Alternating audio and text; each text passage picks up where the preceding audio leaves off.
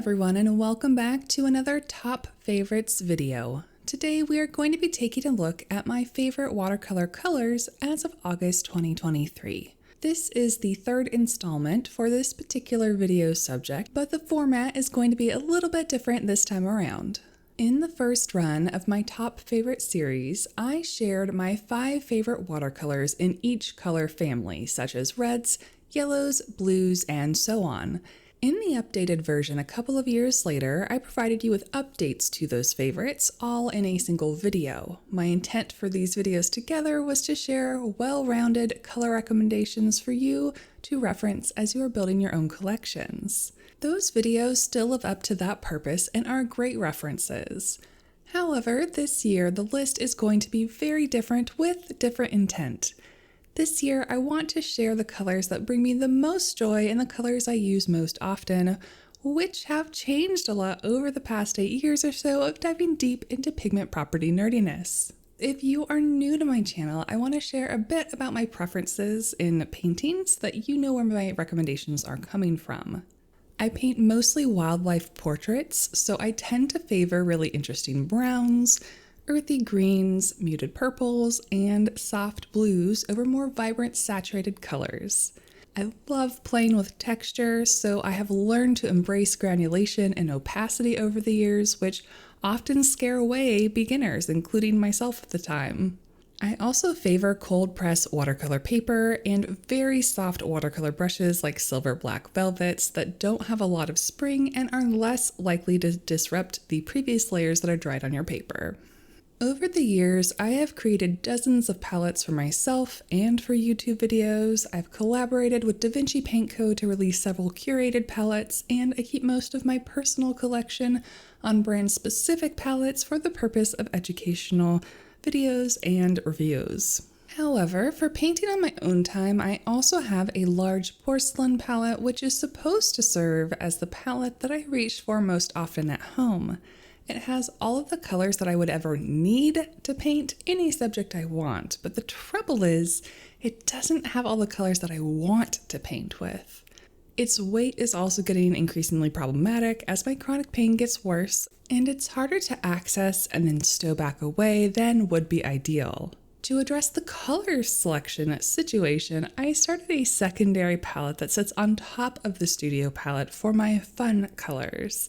It doesn't take up much space, but even that has become overrun with too many colors that are just kind of blobbed on everywhere. I'm constantly finding myself digging around my other brand-specific palettes for certain colors, which is honestly a little bit of a pain in the tush. So all of that leads us to today's video, which serves 3 purposes. First, to revisit my top favorites series and share my current favorites with all of you. Second, to revisit my studio palette setup to find a solution that works for where I'm at right now.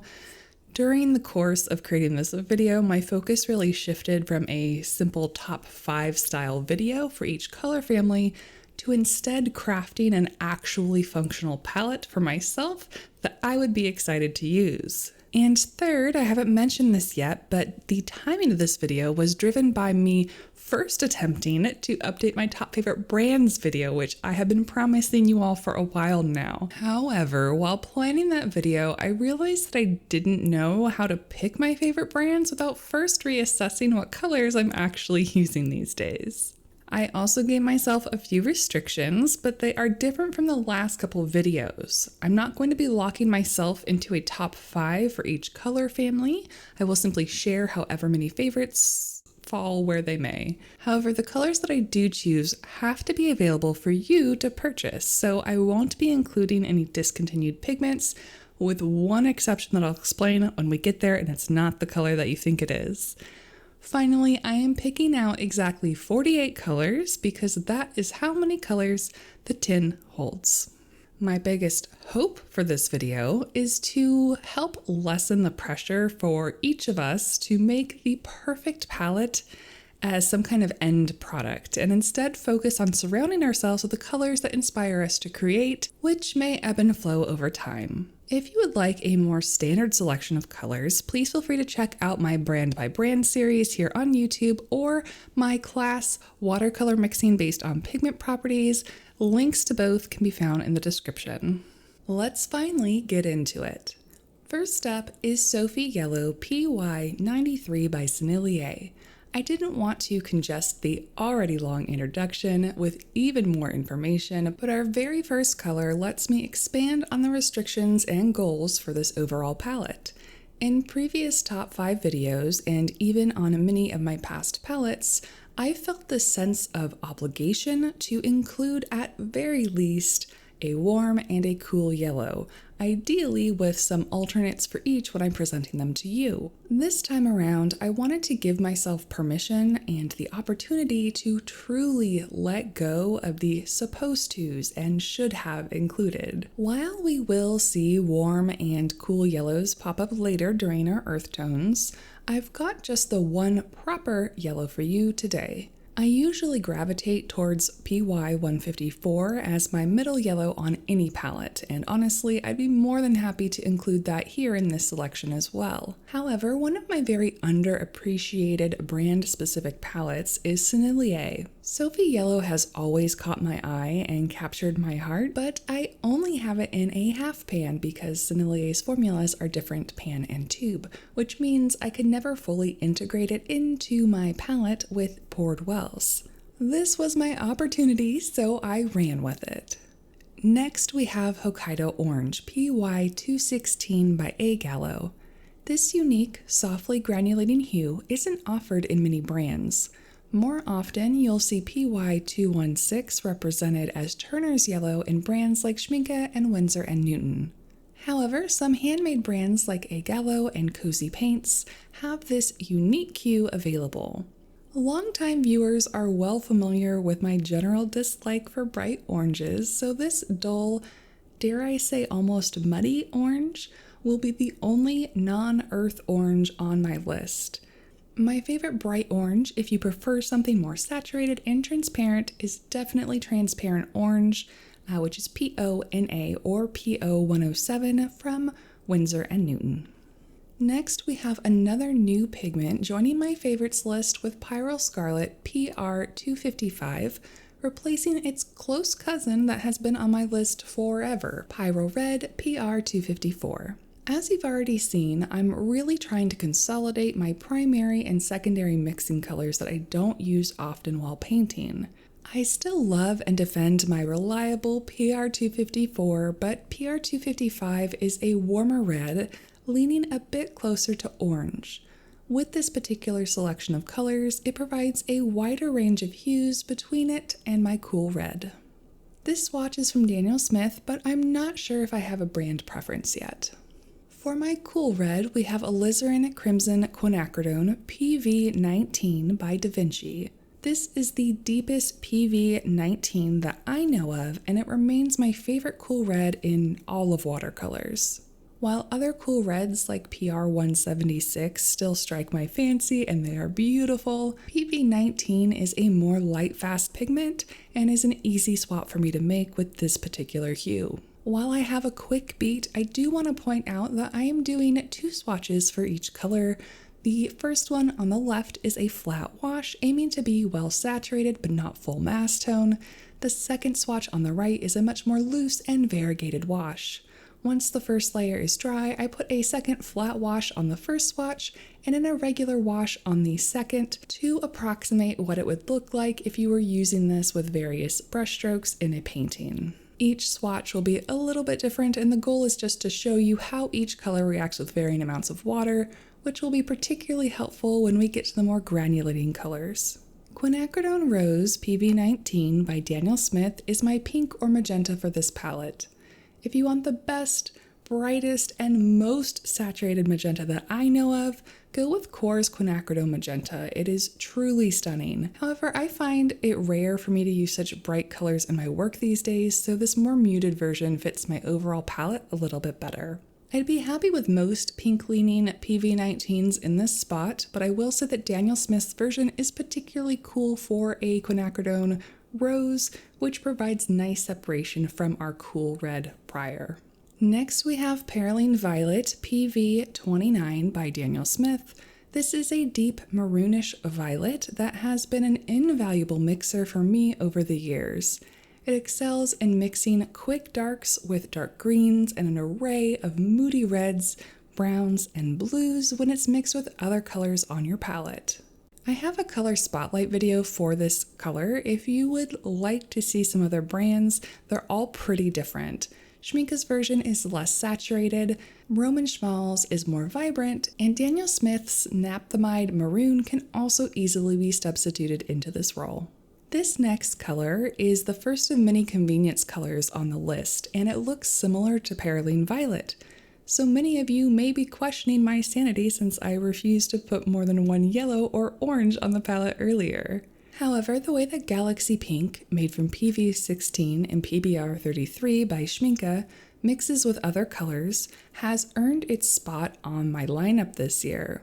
In order to justify it to both myself and to you, I made sure to test it in a lot of different mixes. Whereas Perylene Violet and Phthalo Green mix a deep, transparent black, Galaxy Pink and Phthalo Green create this gorgeous, otherworldly deep green with a purpley pink granulation. While the Perylene Violet is a reliable, essential mixer for me, Galaxy Pink excites and inspires me, so they both get to stay. Potter's Pink PR233 by Roman Szmal is a lovely, light, granulating pink. I've been using Schmincke's Potter's Pink for quite a while now, as it is available in a tube and doesn't dry hard as a rock. However, Schmincke's version leans a little bit more towards brown. At the time of recording this video, Roman Szmal's paints are only available in full or half pans rather than tubes, and I currently only have one of their full pans. I didn't want to buy more paint for this project, but I expected to have some issues trying to cut the full-size pan down to the half pan that I needed for this particular palette. However, even as one of the colors dries harder in the pans, it was still really easy to cut the full pan in half with an X-Acto knife and place its contents in a half pan. Win-win, and now I can use this lovely light pink. Next up is Manganese Violet PV16 from Stoneground Paint Co. This is the first of several colors that we'll see from this handmade brand on the palette. Their version of Manganese Violet is beautifully saturated and moderately granulates in loose washes. Roman Szmal's and Schmincke's also have really great versions of these colors if Stoneground isn't available to you. I find myself using PV16 more and more as a mixing color after seeing several of the colors in Schmincke's Super Granulation line utilize the hue and granulation to lovely effect. Manganese Violet is the most purple on this particular palette, but I have a couple more desaturated granulating convenience colors from Roman Szmal that many of you will recognize.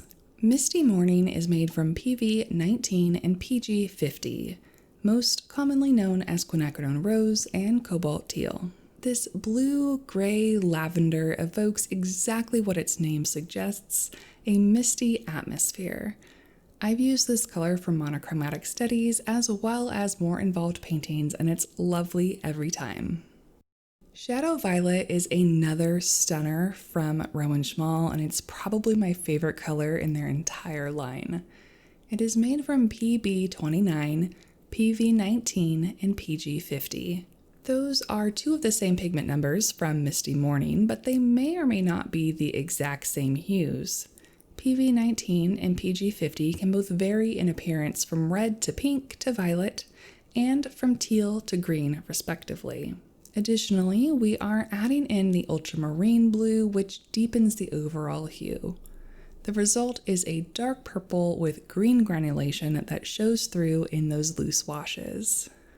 This is my single favorite paint color to do a monochromatic study with because of the variation of hues and textures. I also prefer it to the more popular Moonglow. If you are a fan of Moonglow, for a comparison, Shadow Violet is a more vibrant shade of purple, and as a bonus, Shadow Violet is also more light fast. Finally, for this column of colors, I have my one exception on the entire list of otherwise commercially available paints, but I do have possible alternatives for you. Delft Cobalt Blue by Stoneground was an instant favorite of mine the second I saw it in person. I've never seen another shade of PB36 in this deep hue before, and may never again, unfortunately. Sadly, earlier this year the pigment was discontinued by their supplier, and now we all have midnight blue sky-sized holes in our hearts. You may remember that I mentioned in my Stoneground review video that Stoneground only carries single pigment colors. However, it looks like they are doing their best to keep this color hue in stock. Their website now lists a replacement color made from PB29 and PBR7. I haven't had a chance to try it yet, but I will let you know once I do.